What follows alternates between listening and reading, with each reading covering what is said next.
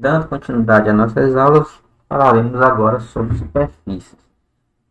Superfícies são generalizações das curvas, né? Então, se você entendeu a aula anterior sobre curvas, você vai entender facilmente esta aula sobre superfícies. Nós podemos ver as superfícies como generalização das curvas. Então, se a gente entendeu como funciona a criação de curvas, a gente vai entender como funciona a criação das superfícies. As superfícies podem ser geradas por famílias de conjunto de pontos. Então, com um conjunto de pontos, a gente criava uma curva. Agora, nós vamos ter conjuntos de pontos. Elas podem ter também a representação analítica, explícita, implícita, paramétrica e não paramétrica, da mesma forma que nós vimos lá nas curvas. Então, por exemplo, aqui nós temos esse objeto em 3D, né, que é uma esfera, tem uma fórmulazinha dela, né? X, Y, Z, eu consigo gerar aqui a minha esfera. Também eu posso, por exemplo, criar essa parabola hiperbólica aqui, dadas as minhas coordenadas. Uma forma da gente criar superfície é através de revoluções, por rotações. Então, a rotação de uma curva plana em torno de um determinado eixo produz uma família de superfícies. Essa curva pode ser qualquer curva que você quiser. Pode ser uma reta, elipse, círculos, cônicas, curvas de Hermite, curva de Bézier, splines. Você desenha a sua curva aqui e faz ele rotacionar em relação a um eixo qualquer. À medida que você rotacionar, ele vai gerar a nossa superfície. Outra forma de gerar superfície é através de movimentos, deslizamento, conhecido como sweeping. Então, esse movimento pode ser descrito tanto para uma linha simples, como uma reta, ou como curvas complexas. Então, se um ponto de uma curva for descrito como C de T, veja que essa C de T gera todos os pontos de uma determinada curva. Nós teremos também o MS. Esse MS determina o movimento desse conjunto de pontos. Então, eu tenho aqui esse conjunto de pontos. Quando eu fizer o movimento desse conjunto de pontos, eu terei minha superfície. Essa superfície é dada dessa forma. Então, essa superfície, dado o meu conjunto de pontos definidos por T e o conjunto de pontos definidos pelo movimento dos pontos originais, será o produto cartesiano dessas duas criaturas. Então, a gente consegue gerar as superfícies. O OpenGL trabalha com superfície de Bézier. No caso, será a função glmap2f ou glmap2d. E também a glvalcord 1d, 2d, 2f. Então, define pontos de controle, define os pontos e define os avaliadores. Então, o glmap2f ou glmap2b, nós teremos o target. Esse target, veja que são enumerações, são constantes, são uma dessas constantes aqui, né? glmap 2, vertex 3, vertex 4 e assim sucessivamente. Aqui está a descrição, mas eu recomendo vocês olharem aquele link que eu informei na aula passada, né? Lá tem todas essas informações e muito mais, né? Bem mais ricas as informações. O 1 e o 2 é a porcentagem de quanto você quer começar e quanto que você quer terminar. Geralmente aqui vai ser 0 e aqui vai ser 1. O U gera a curva e o V gera o movimento dessa curva. Aqui o stride é o passo de quanto em quantos floats você vai gerar um novo ponto. O order e o V order, eles vão especificar a dimensão do vetor de pontos de controle. Que no caso ele vai considerar ponto de controle, a origem e o destino. Como são curvas de polinômio de grau 3, nós precisamos de 2 pontos de controle. Então, 2 pontos de controle mais os 2 pontos de controle de início e fim. Certo? Então, cuidado para não confundir. Eu falei isso na aula passada, né? Então, aqui é a quantidade de floats para gerar um novo ponto. E aqui, cuidado, pessoal. Veja que eu tenho uma curva e depois eu teria uma próxima curva, uma próxima curva e uma próxima curva. E aí eu vou definir uma nova superfície. Então, cada curva é definida por 4 pontos. Então, o order aqui significa que quantos valores floats eu defino um novo ponto. Já no v-order, quantos floats eu preciso para definir uma nova curva. Aqui, nós temos um ponteiro para o primeiro elemento do vetor. de pontos, certo? Tanto aqui quanto aqui. Então, o glmap2f ou glD, né? Os valores de ustride e vstride indicam quantos valores de, no caso float, se você passar glmap2f. Se for D, aqui seria double, né? Existem entre cada elemento do vetor no sentido horizontal e no sentido vertical. Os parâmetros de uOrder e vOrder devem conter a quantidade de elementos nos dois sentidos. Points, ponteiro para o primeiro float do primeiro ponto de controle. Então, no caso agora, também nós temos que habilitar o glmap 2 vertex 3. Então, veja que tem aqui control points. Esse aqui é o primeiro elemento. Nós temos que passar o endereço dessa criatura aqui, bem aqui. Para formar um ponto, pessoal, eu preciso de 3 floats. Cada 3 floats, esse aqui é o primeiro, então 1, 2, 3, novo ponto. 1, 2, 3, novo ponto. 1, 2, 3, novo ponto. 1, 2, 3, novo ponto, e assim sucessivamente. Certo? E para formar uma nova curva, eu preciso de 12 floats. Veja que uma curva é formada por 4 pontos. E cada ponto tem 3 floats. Então, a cada 12 floats, eu tenho uma nova curva.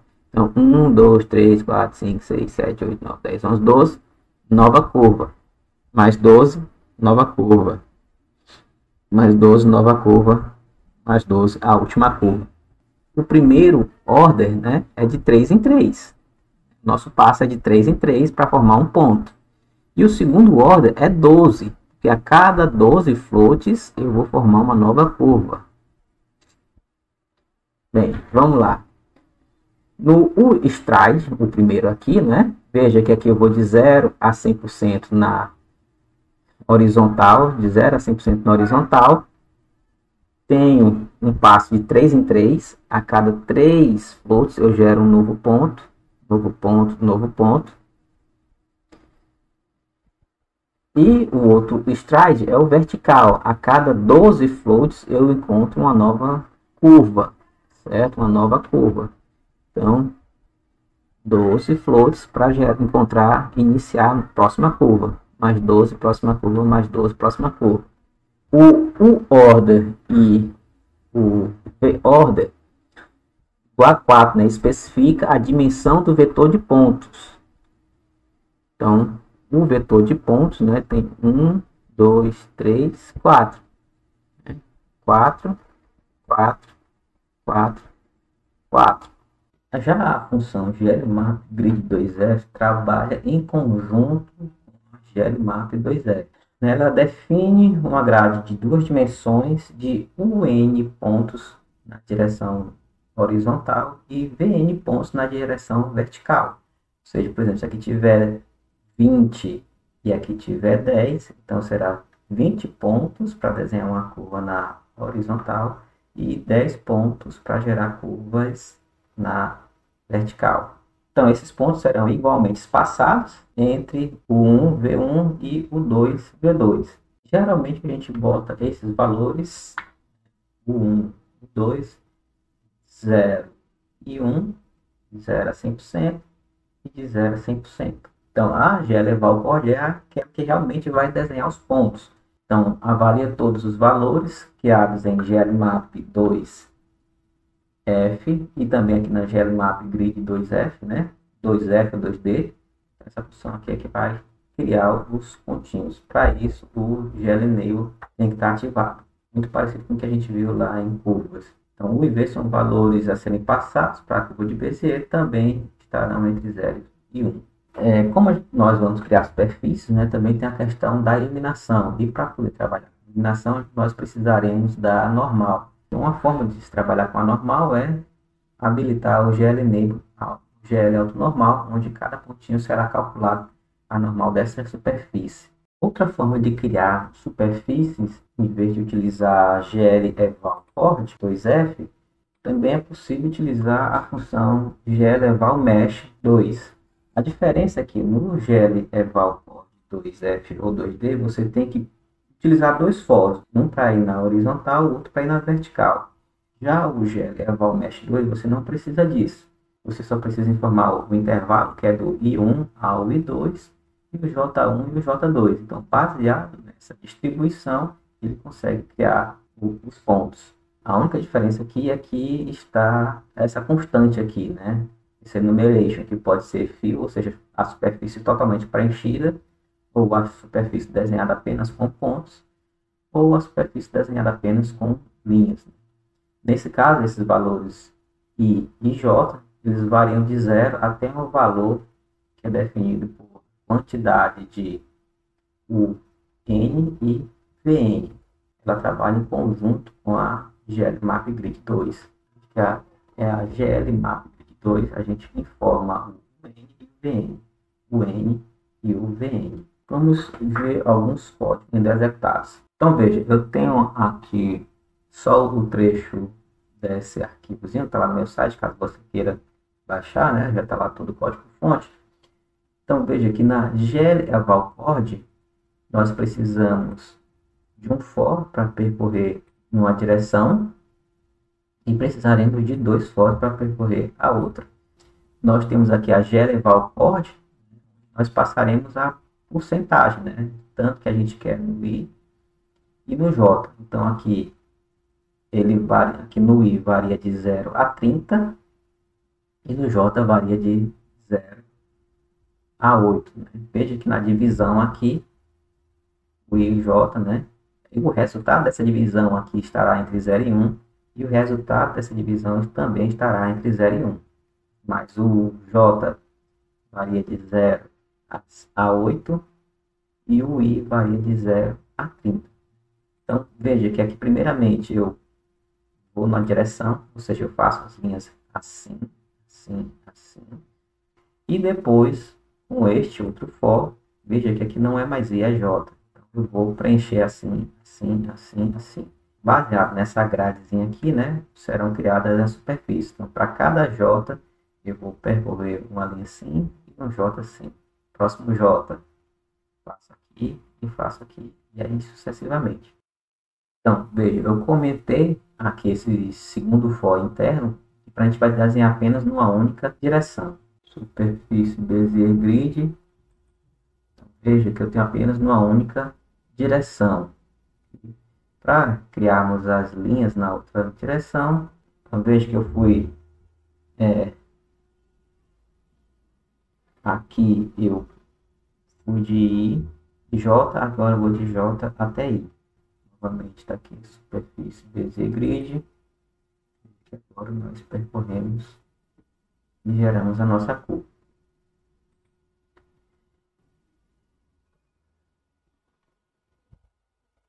Veja que aqui, ó, tá o control points, que é aquele nosso vetorzinho que tem aqueles pontos que foram apresentados lá na aula. Temos aqui o GLMAP, então, de 0 a 100%. Vamos trabalhar com vértices, de 0 a 100% numa direção, 0 a 100% na outra. Aqui está o nosso primeiro slide, quantidade de pontos por vetor, né? E a quantidade de pontos da curva inteira. Então, toda aquela configuração que já vimos lá no slide, temos que habilitar o GL Enable Vertex Map 2, Vertex 3. Então, 20 pontos numa direção, aqui no caso 20 pontos na outra, de 0 a 100%, de 0 a 100%. E aqui a gente prepara o ambiente e aqui na função Display foram desenhadas as linhas, né, utilizando a função evalcord 2F. Podemos também fazer a mesma coisa na mesma curva, só que utilizando o Mesh. Então, no Mesh, nós temos aqui o GLMAP 2F, Vertex 3, a mesma coisa, não mudou nada. Também temos que habilitar. E aqui a diferença é que nós temos que utilizar aqui o GL Enable, né? GL Auto Normal, para cá calculamos a iluminação. A diferença desse código aqui é porque ele trabalha lá com iluminação. Mais o Map Grid 2F, né? Então, a mesma coisa. Map Grid. Aqui é do exemplo anterior, né? Mesma coisa, 20, 20, 0 a 100%, 0 a 100%. Aqui com o Mesh, a mesma coisa. Veja que a diferença aqui eu trabalhei com iluminação, não vou falar agora porque não é o objetivo dessa aula, falar sobre iluminação. A diferença está lá na função display. Veja que na função display, eu não precisei de um for com dois fors dentro, né? Eu apenas utilizei a GL Eval Mesh 2, onde eu passei como é que eu quero preencher de 0 a 20, de 0 a 20. Veja que são os mesmos valores lá informados na GLMap Grid. 0 a UN, VN.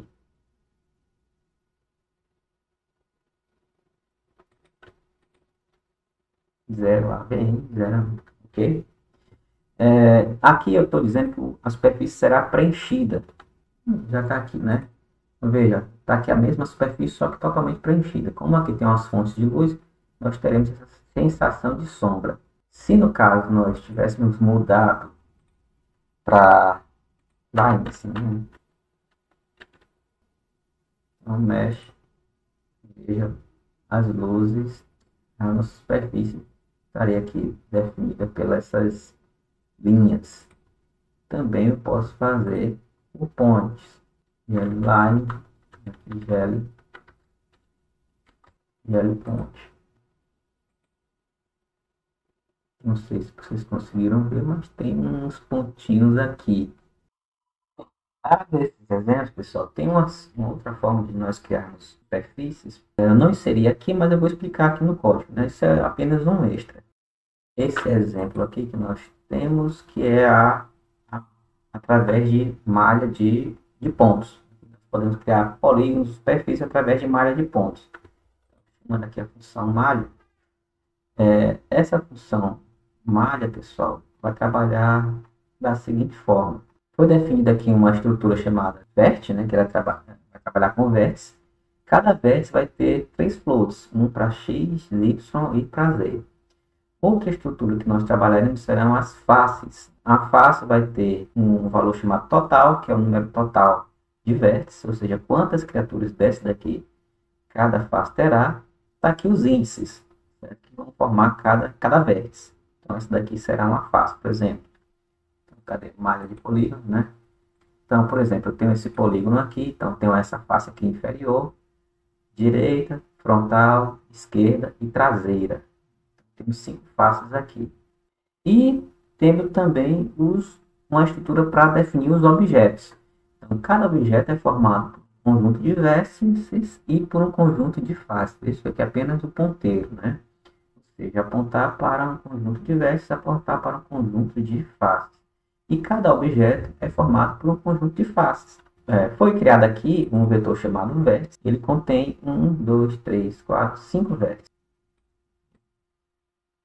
Então, veja que esses 4 primeiros vértices aqui estão no mesmo plano, né? No y igual a 0, que é esse daqui. Estão todos na mesma altura, igual a 0. O primeiro é menos 1 no x e menos 1 no z, né? Menos 1 no x, aqui o 0, 0, aqui menos 1 no x, menos 1 no z. Temos aqui o segundo ponto, que é mais 1 no x e menos 1 no z. Então, sendo 0, 0, mais 1 no x, menos 1 no z. Esse daqui é o ponto 1. Ponto 0, ponto 1. Aqui, 1 no x, 1 no z. 1 no x, 1 no z. E menos 1 no x, 1 no z. Menos 1 no x, 1 no z é este ponto aqui. Então, ponto 0, 1, 2, 3. Certo? E temos um outro ponto. Veja que ele nem vai deslocar no x e nem vai deslocar no z. Ele apenas vai subir em y 2 unidades. É esse ponto aqui. Então, esses são os vértices e baseado nesses vértices nós criaremos as nossas faces. Então, vamos lá, criando as faces. Então, esse vetorzinho aqui é um vetor de faces. Cada face comporta o seguinte. O primeiro valor chamado total, que é o número total de vértices para construir uma face. E aqui estão os índices.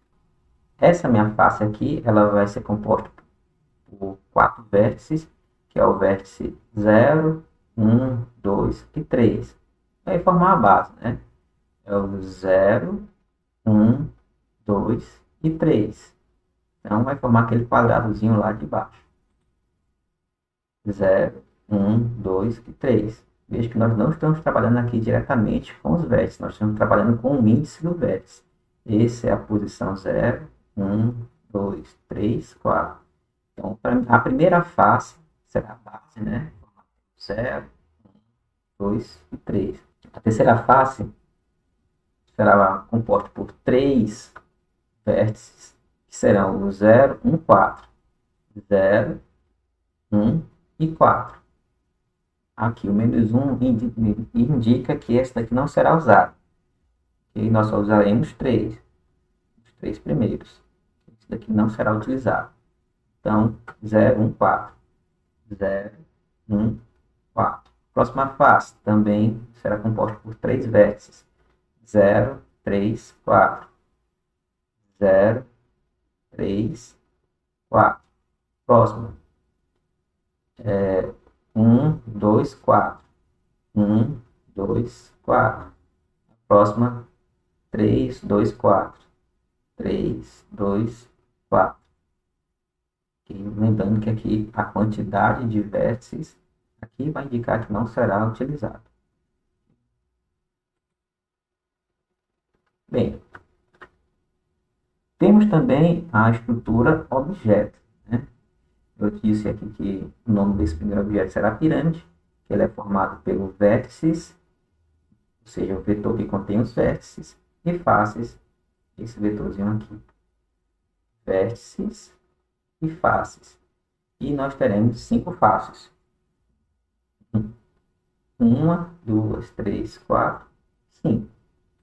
Na função GL displayFunc, nós usaremos a função desenho. A função desenho, a única novidade aqui está nessa função desenho objeto wireframe, onde nós passaremos a pirâmide, nosso objeto. Então, quem é essa função desenha objeto wireframe? Ela terá como parâmetro o endereço de um objeto. Nós criamos a pirâmide, né? Então é ela que nós passaremos como parâmetro. Vamos percorrer todas as faces, no caso nosso objeto tem 5 faces, então vai da face 0 até a face 4, que for a pirâmide, né? Construindo linhas em loop, ou seja, vai do primeiro ao último ponto, e do último ponto retorna para o primeiro. E nós iremos percorrer todos os vértices de uma determinada face, certo? Para todos os vértices desta face que nós estamos nesse momento, nós desenharemos um pontinho, um vertex, utilizando o valor de x, y, z. Então, com esta funçãozinha aqui, nós desenhamos todos os nossos polígonos, todas as nossas superfícies. E essa função aqui é bem interessante, ela tem muito mais coisas, certo, pessoal? Então, controle de mouse e controle de teclado. Eu não vou explicar tudo porque não é o objetivo dessa aula. Aqui o mouse controla a posição da câmera. Temos a função home e este controla a escala. Então, dê uma olhada nesse código aí, é bem fácil, bem interessante. Então, veja que aqui não teve nenhuma grande novidade, né? Só utilizamos a função GLVertex 3.0. O legal é como foram organizados os pontos. Aqui é o mais importante de tudo, é que todo mundo aqui já sabe programar em C, sabe criar uma estrutura, consegue trabalhar, né? Então, o ideal aqui é entender essa organização. Quanto mais organizado, vai facilitar a criação dos seus objetos. Forte abraço, nos veremos aí na próxima aula. Tchau, tchau.